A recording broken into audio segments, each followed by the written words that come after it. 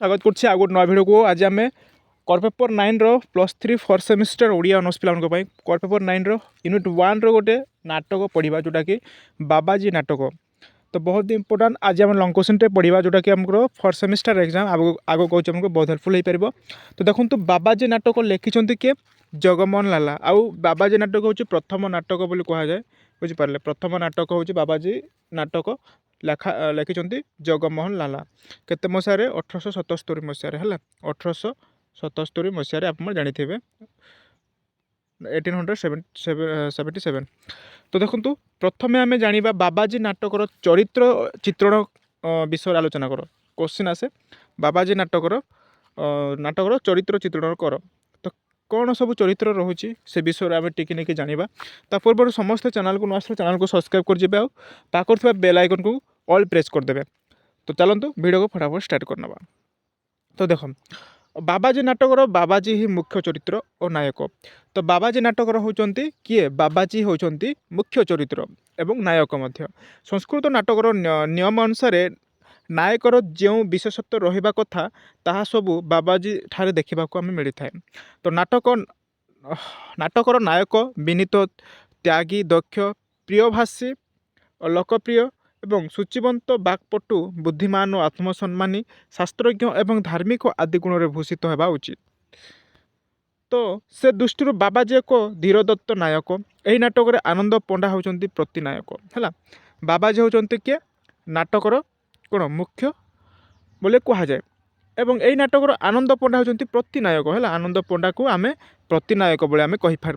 तो जे से प्रथम नायकर प्रतिद्वंदी भाव देखा देइछंती। तो परिशेष से निजर दुष्कृति अनुतप्त होइछि बुझिपारे किए जोड़ा कि आमर नाटकर नायक। तो ये देखो एक मिनट रुहतु। तो दुष्कृति अनुतप्त होइछि ए नाटक नायिका उपरे सहीपरि गुरुत्व दि जाए नथिले मध्य शास्त्र रीति अनुसार जो त्रिविधा बा स्वकिया परकिया सामान्य नायिका परिदृष्टि हुअन्ति तन्मध्यरु गोटे श्रेणीर नायिका जगमोहन तांको नाटक स्थान देइछन्ति। अर्थात बाबाजी नाटकर नायिका माने सामान्य कहार पत्नी नुहे तो गणिका बा बेश्या श्रेणीभुक्त अटंती। तो परवर्ती मालती जामुनी जेमा और राधी आदि चरित्र गुड़िक नाट्यकार समाजर निम्न स्तर को संग्रह कर नहीं। क्या संग्रह कर चरित्र मानक मालती जामुनी जेमा और राधी है राधी आदि चरित्र गुड़िक नाट्यकार समाजर निम्न स्तर को संग्रह कर नहीं किए जगमोहन लाला जो लेखक जी।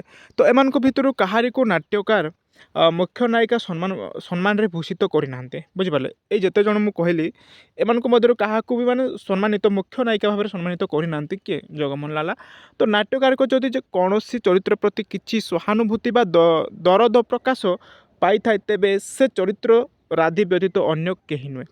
जदि आम एमान भितर जदि कहबा एमान भितर कहारी को नाट्यकार मुख्य नायिका सम्मान भूषित करना जदि नाट्यकार को जदि कौन चरित्र प्रति किसी सहानुभूति दरद प्रकाश न थाए प्रकाश पाई थाए तेबे से चरित्रटी राधी की आम नहीं पारिबा है व्यतीत अन्य कहीं नुहे बोले आम कहीपर।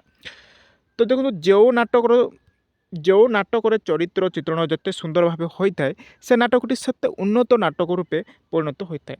तो नाटक मेन माने कौन चरित्र होची जेकोसी नाटक हो चरित्र हूँ मुख्य चरित्र भाव में आम ग्रहण कर चरित्र ना तो नाटक ना नाटक ना तो चरित्र ना तेणुक चरित्र और नाटक को आम कौन परस्पर परिपूरक बोले आम कही था बुझिपारे। चरित्र निहाती रहा आवश्यक बोले आम कह जो नाटक मध्य।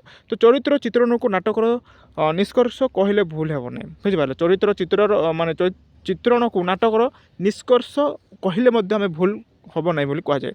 तो विषय वस्तुर अग्रगति बहु समय यार देख बहु समय यार ऊपर निर्भर करे कहीं नाटक चरित्र उपर बहुत निर्भर करता चरित्र होउची मुख्य कहीं नाटक जेकोसी गोटे नाटक जदि हो माने उपस्थित होउची बा नाटक दृश्यमान होउची ताहले चरित्रर निहाती आवश्यक रही है। यही सब दृष्टि विचार कले बाबाजी नाटक चरित्र सृष्टि साहित्यिक उत्कर्ष प्रदर्शन करिछि। नाटकर कहबा नाटकर ବପୁ ମଣ୍ଡନ ଓ କଥାବସ୍ତୁ ଅଗ୍ରଗତି ନିମିତ୍ତ ସାଧାରଣତଃ ଗୌଣ ଚରିତ୍ରମାନଙ୍କୁ ଅଣାଯାଇଥାଏ। ଗୌଣ ଚରିତ୍ରମାନଙ୍କୁ ତ ଜଗମୋହନ ସେହି ଉଦ୍ଦେଶ୍ୟରେ ହିଁ ସେହିଭଳି ଚରିତ୍ର ଗୁଡ଼ିକୁ ଆଣିଛନ୍ତି। ବାବାଜୀ ନାଟକ ଚରିତ୍ରମାନଙ୍କୁ ଯଥାର୍ଥ ରୂପେ ଶ୍ରେଣୀ ବିଭକ୍ତ କରି ଅଧ୍ୟାପକ ବେଣୁଧର ରାଉତ କହିଛନ୍ତି 57 ଯେ ବାବାଜୀ ଓ ଆନନ୍ଦପଣା ଚରିତ୍ର ଦୁଇଟି ମୁଖ୍ୟ ଚରିତ୍ର। ତ ରାଧି, ଜେମି, ଶିବ, ଜେମସ୍ ଏବଂ ସୁବଳ ଦାବୁ ଓ ବୀରସିଂହ ମଧ୍ୟମ ଚରିତ୍ର ହେଲା। ଏମାନଙ୍କୁ କ'ଣ ଆମେ ଚରିତ୍ରମାନଙ୍କୁ ଏଇ ଚରିତ୍ରମାନେ ଆମେ ଜାଣିପାରିବା ବାବାଜୀ ନାଟକର ରାଧି, ଜେମି, ଶିବ, ଜେମସମ୍ ଏବଂ କହିପାରିବା ଆମେ ସୁବଳ ଦାମୁ ଓ ବୀରସିଂହ ମଧ୍ୟମ ଚରିତ୍ର ବୋଲି ଆମେ କହିବା। ପ୍ରକୃତିରେ ଅନ୍ଧବିଶ୍ୱାସ ଓ ମହିମା ବିଶ୍ୱାସ ସହିତ ସତ୍ୟ ପ୍ରକାଶ ଓ ତଥ୍ୟ ପ୍ରକାଶର ସଂଘର୍ଷ ଏବଂ ସମାଧାନ ପ୍ରଚାର ପ୍ରଥମ 4 ଜଣଙ୍କ ଠାରେ ହୋଇଛି ହେଲା। ଏଇ ପ୍ରଥମ 4 ଜଣଙ୍କ ମଧ୍ୟରେ ହୋଇଛି।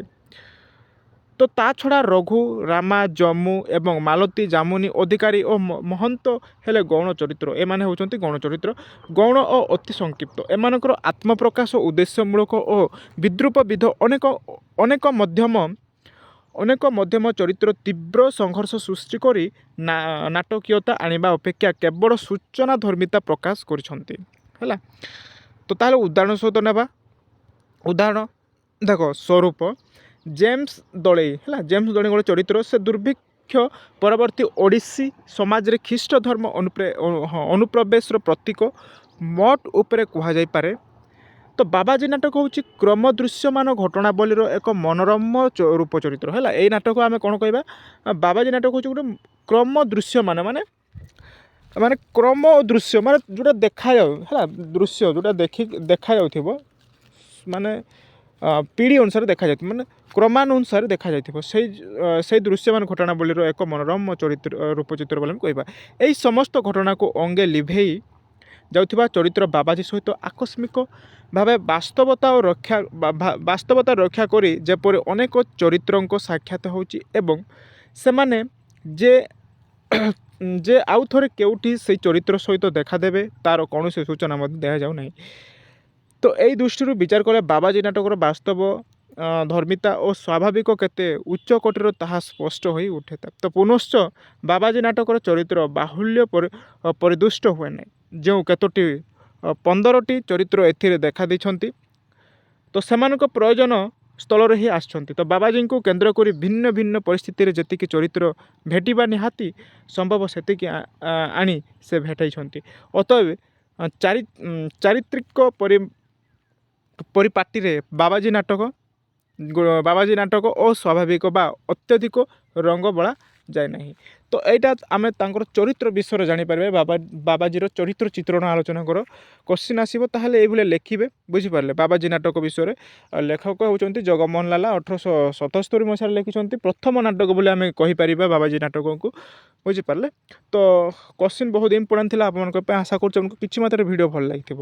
ତ ଭିଡ଼ିଓକୁ ସମସ୍ତେ ଲାଇକ୍ କରିଦେବେ। ଚ୍ୟାନେଲକୁ ନ ଆସିଲେ ଚ୍ୟାନେଲକୁ ମଧ୍ୟ ସବସ୍କ୍ରାଇବ୍ କରିଯିବେ। ପରବର୍ତ୍ତୀ କ୍ଲାସ୍ରେ ଆମେ ବାବାଜୀ ନାଟକର ସଂଳାପ ସଂଯୋଜନା ସମ୍ପର୍କ ଆଲୋଚନା କର। ବହୁତ ଇମ୍ପୋର୍ଟାଣ୍ଟ ଲଙ୍ଗ୍ କୋଶ୍ଚିନ୍ଟେ ପରବର୍ତ୍ତୀ କ୍ଲାସ୍ରେ ପଡ଼ିବା। ତେଣୁକରି ସମସ୍ତେ ଚ୍ୟାନେଲ୍ ସହିତ ଯୋଡ଼ିକି ରହିବେ।